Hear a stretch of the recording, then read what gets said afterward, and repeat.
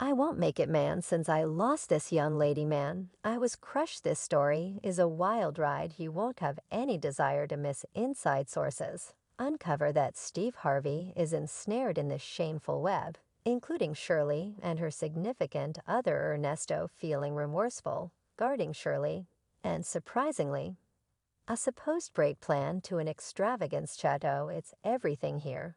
And it's pretty much delicious. Hey everybody, and welcome back to Celeb Live channel. I'm jumping into the dinky waters of an embarrassment that has got everybody talking. What happens when fellowship culpability and gigantic allegations entwine? You get what is happening that has our mind whirling and hearts beating. The focal point of the present video, Steve Harvey grappling with culpability, self-fault, and an ocean of reports. As per my inside sources, Steve is tortured over his job in interfacing Ernesto and Shirley. And it's not just about them. Steve firmly protects Shirley, immovably trusting that on the off chance that he, knowing Ernesto for longer, couldn't see through the double dealing. How is it that she could all dig profound into this dramatization, presenting to you each arranged detail other than your relationship with God, who you decide to use the remainder of your existence with, is the absolute most significant choice you will at any point make. So what precisely has become known as the Tempest builds up speed. The focal point of the show, Ernesto, otherwise called Shirley Strawberry's better half, is unwinding. Has all in all a disruptor. You'll review that I've recently shown a light on his not exactly great propensities, and there will be various forthcoming warrants coming for this situation. I accept a Roswell. Let us know today when we check for an update. Anyway, the title of the day is much really upsetting and agitating. Murmur in the VIP circles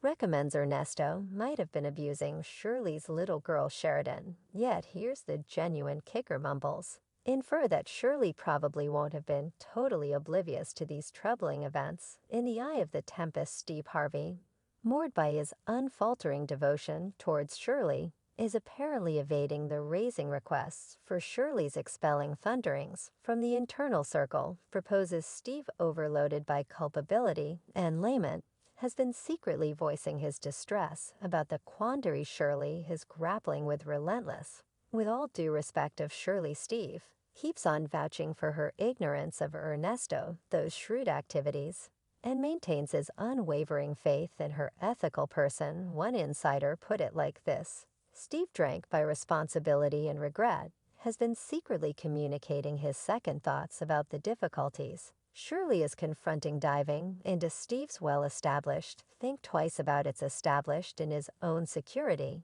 With the couple, we should not fail to remember that Steve and Ernesto have a common history. As Steve admitted, I feel a twinge of liability. I was the person who set Shirley up with Ernesto, really figuring it would make up for the shortfall left by her separation. Who could without a doubt fail to remember the second when Ernesto requested that Shirley wed him live on their show? This episode, as per an insider, is an occasion Steve presently reflects upon with crushing sadness. Gracious, for those of you just listened, a man is strolling in the room. This calamity has Steve scrutinizing his own wisdom, caught in the responsibility of his part and starting Shirley and Ernesto's relationship. He can't shake off self-fault for not disclosing Ernesto's certifiable demeanor. He sees his support as the power that pushed definitely down this misleading way. In a startling advancement, Steve holds consistent, and his help for Shirley dismissing the public interest for her excusal. He stands firm in his conviction that Shirley ought to have the valuable chance to shield herself and address these serious allegations, regardless of the developing discussion. Ernesto's activities are blending. I would likewise demand that there be a lower leg screen put on Mr. Williams, as well as have no web access by any means and no contact with any excavators or creatures. How about we return a second and transport ourselves to the pre-Ernesto section of Shirley's life?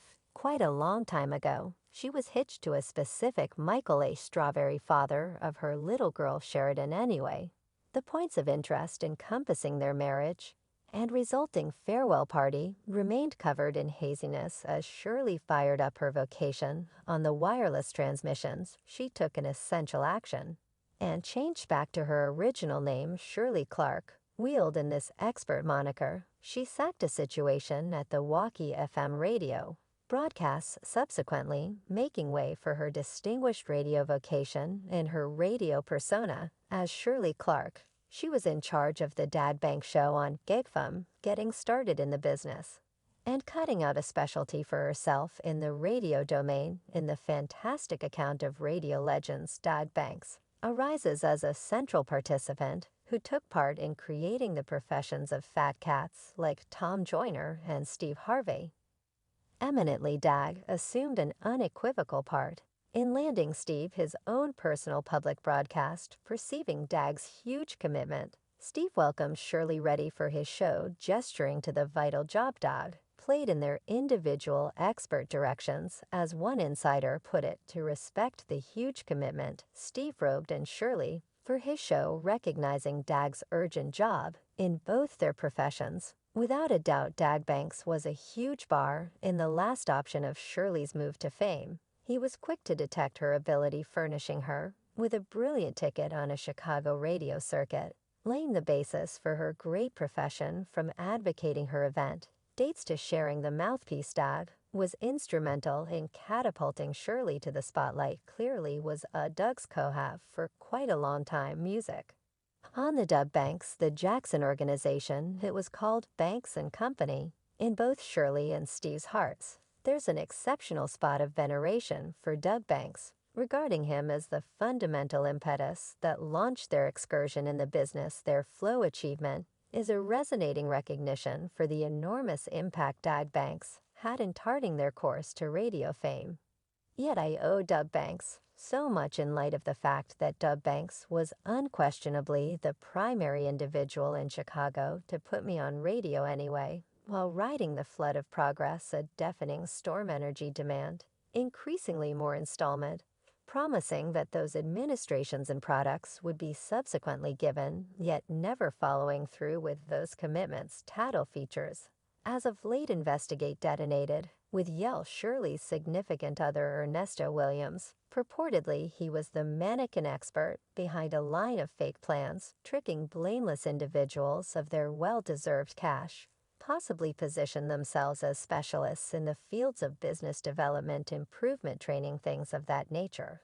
Adding fuel to this shameful fire were the claims of Ernesto keeping up with numerous heartfelt contacts, one with Erica Ruler, who wound up entangled in the embarrassment right close by him, or Erica massively. That was the individual Mr. Lewis was alluding to before, who is her co-litigant. The most recent buzz demonstrates that Shirley is endeavoring to remove herself from this tangled wreck. As Insider puts it, Shirley is currently endeavoring to unravel herself from the tacky web, guaranteeing she was kept in obscurity about Ernesto's deceitful cash games and his unfathomable activities towards her youngsters. Web occupants have rushed to jump on Shirley, bludgeoning her decision to remain by Ernesto, in spite of the approaching foreboding shadows of criminal allegations, an especially frightful charge, including 11 underage casualties, has left the world, bringing in shock anyway. In an astounding development,